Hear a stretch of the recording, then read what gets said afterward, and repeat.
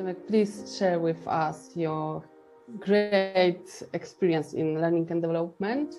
And please tell us how do you use digital learning on an everyday basis at your work, and especially from perspective of your employee network.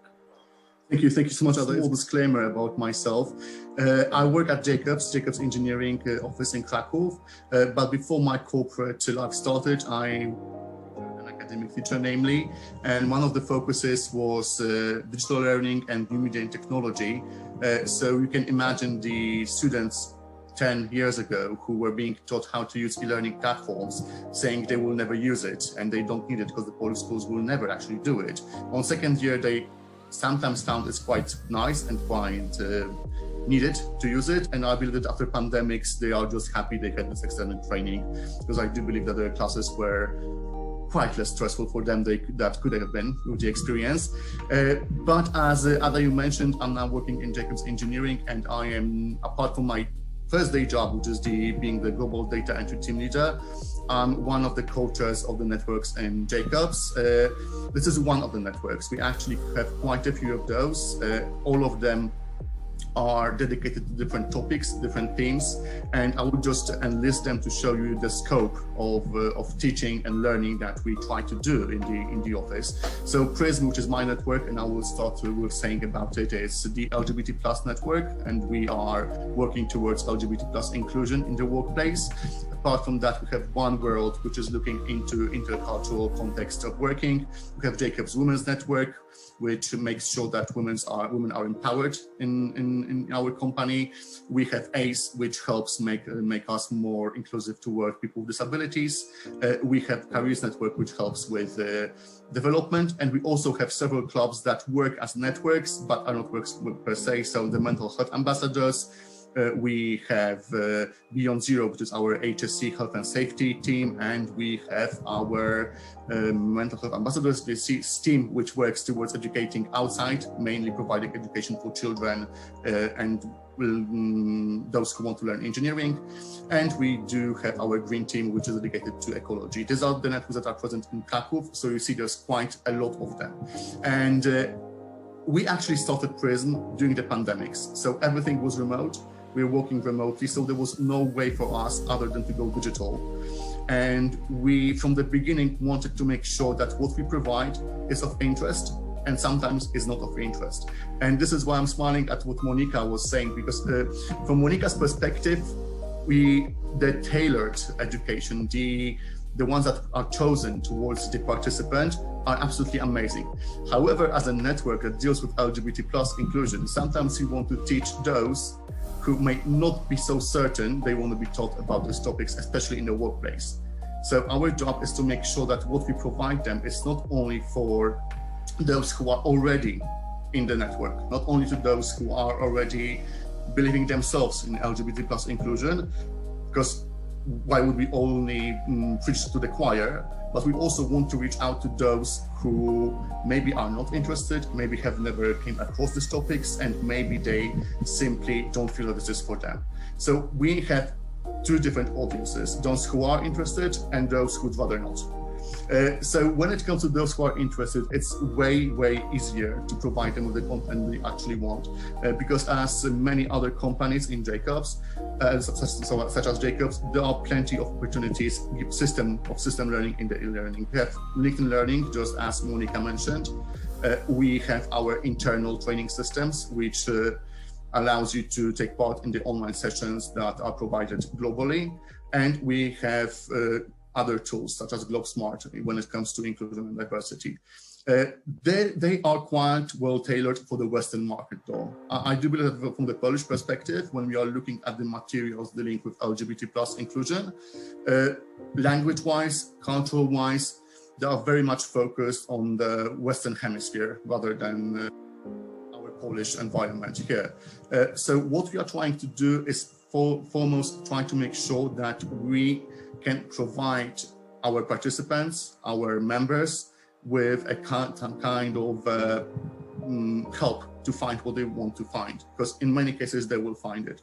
So we do believe that what our job is as a network is to go through each and every of those systems of the providers and see if there actually are some topics that are LGBT plus themed.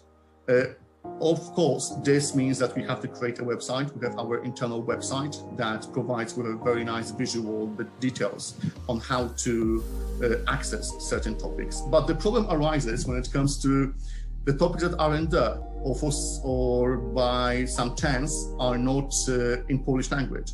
And this goes especially towards inclusion. We were discussing items such as gender, such as sexuality, and we want to say it in Polish.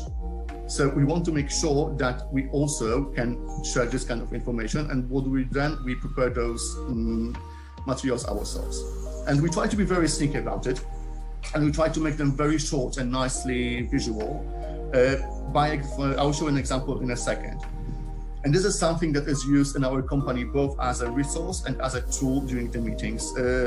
We have discussed today also the need for check-ins, for beginning the meetings in a way that would engage the audience, that would make them feel present in the space.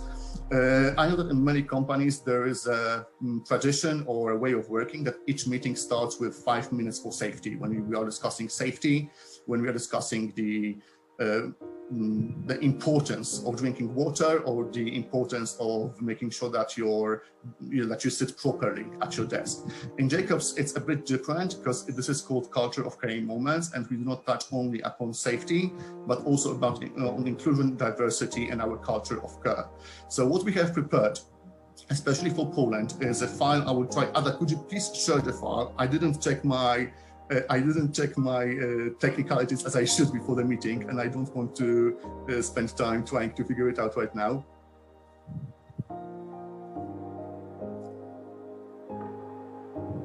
Exactly. So for all those of you who don't speak Polish, yes, this is Polish. And this is a single slide in which we try to explain to our audience the difference between sexual identity, gender identity, expression, biological sex, and sexual orientation. This is used as one of the tools that can be provided during this 5 minutes meeting elements of the meeting in the beginning. This is something that's also available in our reservoir of items. However, we want to make sure that everything is a one-pager there as much as possible. We don't expect people to show so much devotion to each and every topic that they will actually go through the slides. And we want to make sure that everything is as neat and as pretty as possible. And yet still, if someone is interested in that, they will always be directed to our internal site with more materials on the topic, and also LinkedIn learnings and our internal trainings. Thank you. I think this is enough for sharing right now. However, I do believe that we are in a times, especially in 2022, when there's no learning without digital learning. I can't remember the last time I have seen a meeting or a presentation without using PowerPoint or any digital media.